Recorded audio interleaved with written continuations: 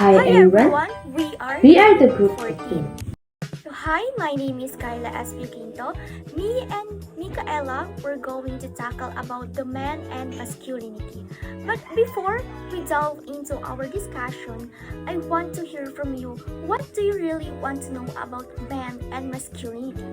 How do men's roles at home, at work, or in society affect their lives and well-being? What about being a dad, handling stress, or even things like alcohol and drugs? So today, our goal is to help you to understand fully men's studies and the constructs of masculinity.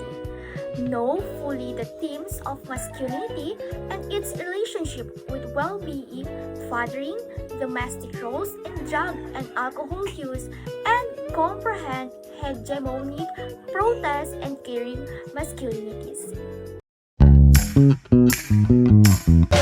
Being norm 그 위에 나는 norm Baby baby 나는 more 좀 아는 norm Being norm 그 위에 나는 norm Since the 1970s, researchers have been studying men's roles in family, work, and society. They also look at issues like violence, fatherhood, and how some men express femininity. Even though men still have a lot of political and economic power, many realize that the expectation placed on men can also create challenges. And also, in traditional beliefs about gender are often repeated in media, but now many of these ideas are being questioned.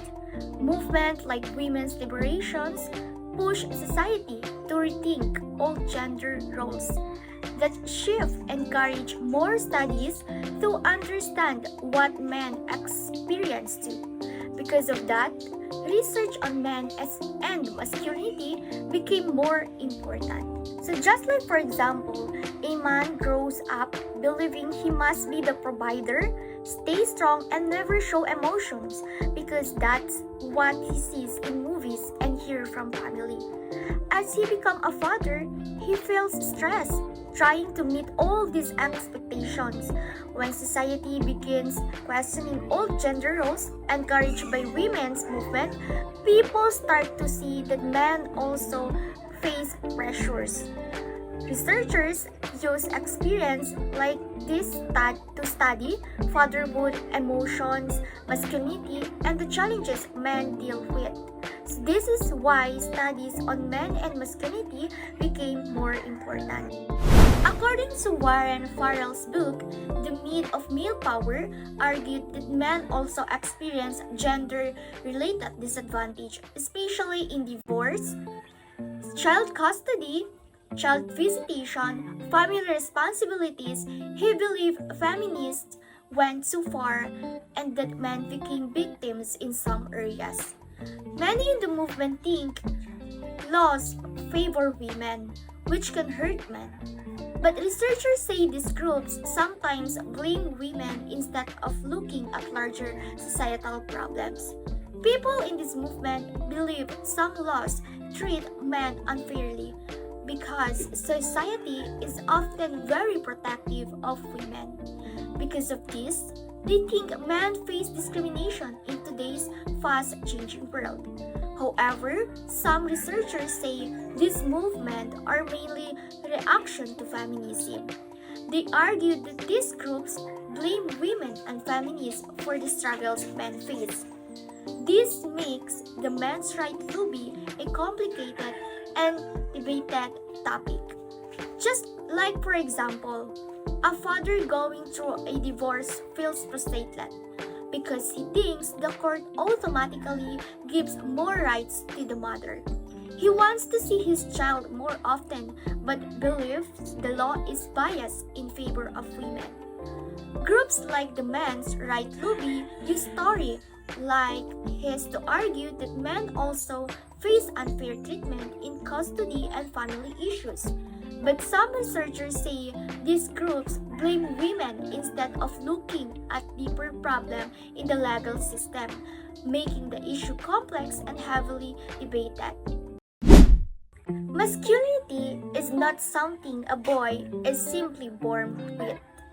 Instead, it is shaped by society, culture, and history. This means that what people consider manly can change depending on a person's background, like their social class, race, age, or abilities. Just like, for example, being a man in a rich family might look different from being a man in a poor community. Masculinity for a young student is different from masculinity for an older father. It also looks different every culture. Because of these differences, researchers studied how men think, act, and live over time. They found common patterns or themes that help us understand masculinity better. This theme showed that masculinity is not one fixed idea, but something that grows, changes, and depends on many factors. So these are the different types of masculinities. The first one is the multiple masculinities. There is no single way to be a man what people consider manly. Changes depending on the place, the time, and the situation. Different cultures have different ideas about what a man should be. Even inside one country, people may have many different beliefs about how men should act. Some think men should be strong and quiet, while others value men who are caring and gentle. Just like, for example, in Japan, men may be expected to be calm and disciplined. In the Philippines, men may feel pressure to be a breadwinners. In some families, and a man who cooks is admired. In others, he may be judged. Masculinity changes over time. What was manly in the 1950s may not be the same today. Because of this, masculinity is not one clear idea. It is something that constantly changes based on culture, society, and history. In short, there are many ways to be a man, not just once. The second one is the hierarchy and hegemony. Masculinity isn't the same for every man. Some types of being a man are considered better or more important than others.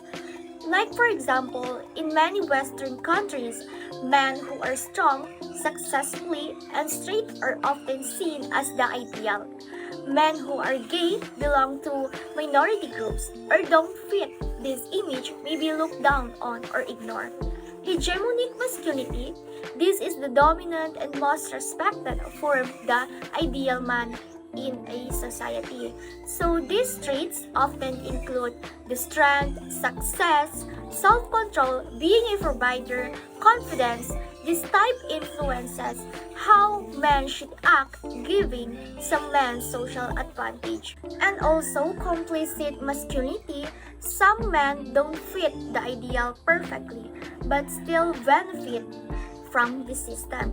Like, for example, a rich, successful straight man may be seen as having high status. A gay man or a man with a disability may face discrimination.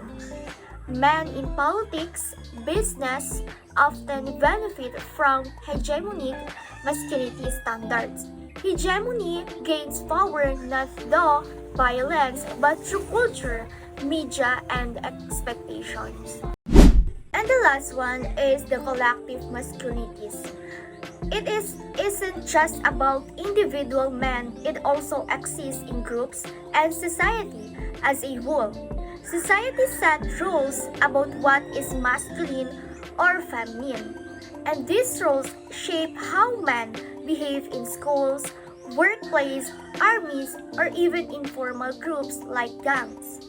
Example, in institutions, in the military, men are trained to be brave, disciplined, and aggressive.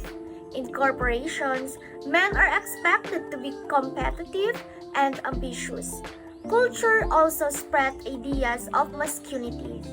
Movies, TV shows, and video games often show men as aggressive, though or sometimes absent fathers.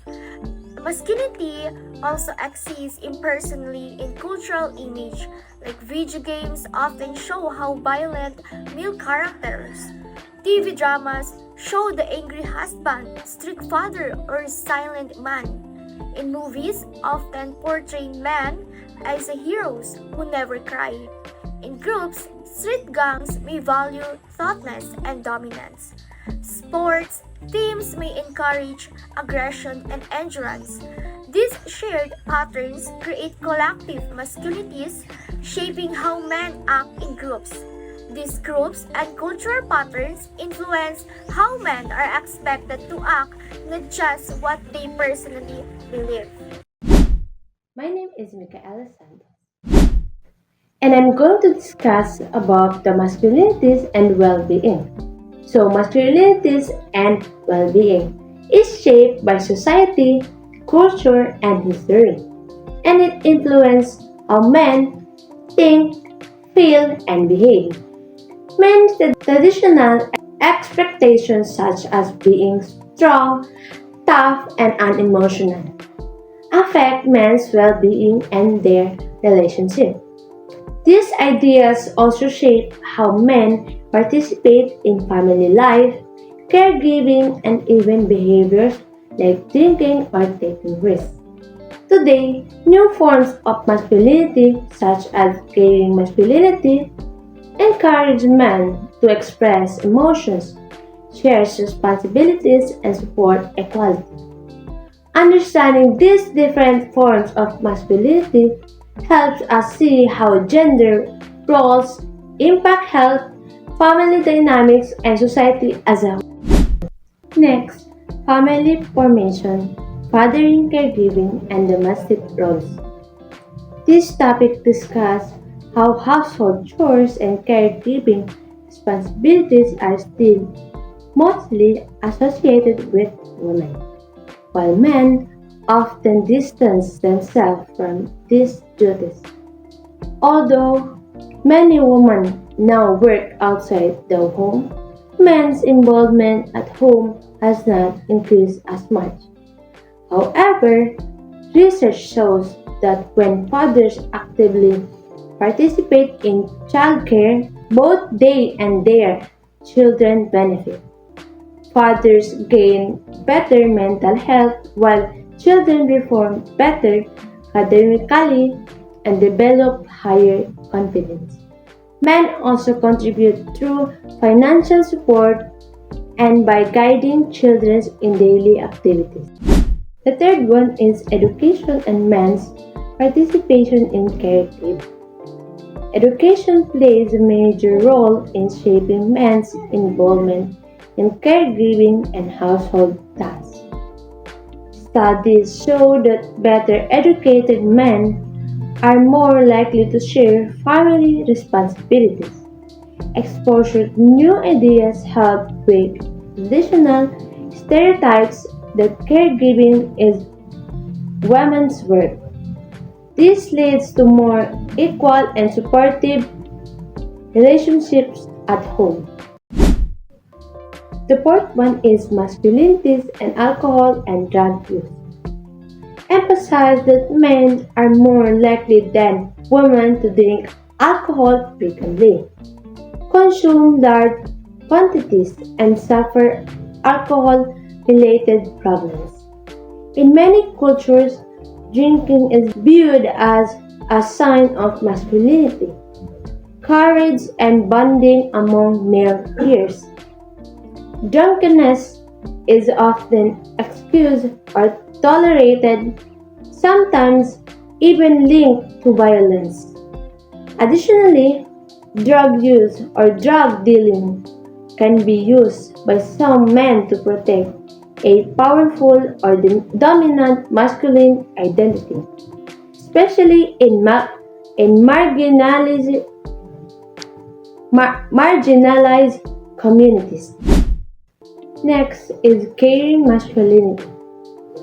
Is a modern approach to manhood that values empathy, emotional expression, and shared responsibilities in home and community. Instead of relying on dominance or toughness, this model encourages men to embrace traits traditionally labeled, labeled as feminine, such as nurturing and caring. Caring men, sometimes called new men, help promote gender equality and healthier relationships by being active caregivers